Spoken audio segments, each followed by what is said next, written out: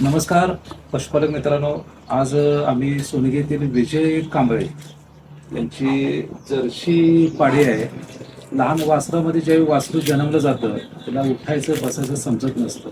खाली आता सरासरी प्रत्येक शेतकऱ्याची 80-85% शेतकऱ्यांचं गोठे कोबा फरशी याच्यावर आहेत, ज्यामध्ये ते उठणं बसणं व्यवस्थित होत त्याला जमत नसल्यामुळं ते गुडघ्यावर त्याचं प्रचंड प्रमाणात पडत आहे. आणि आता पाहू शकता हे बच्चा आता सरासरी 15 दिवसाचा आहे. याला हा गुडघे नावाचा आजार झालाय. यातून पस येतोय, खूप याला त्रास वेदना आहेत आणि हा सूज पण भरपूर आलेले आहे. हा आजार जर वेळीच नाही बघितला तर ही कालवड तुम्हाला सेल आउट करावी लागते. त्याच्यामुळे हे लाईव्ह स्टॉक जगला पाहिजे, लाईव्ह स्टॉक वाचला पाहिजे, यासाठी आता आम्ही काम करतोय. याचं छानसं ड्रेसिंग करायचं आहे, याच्या वेदना नाहीशा करायच्या आहेत.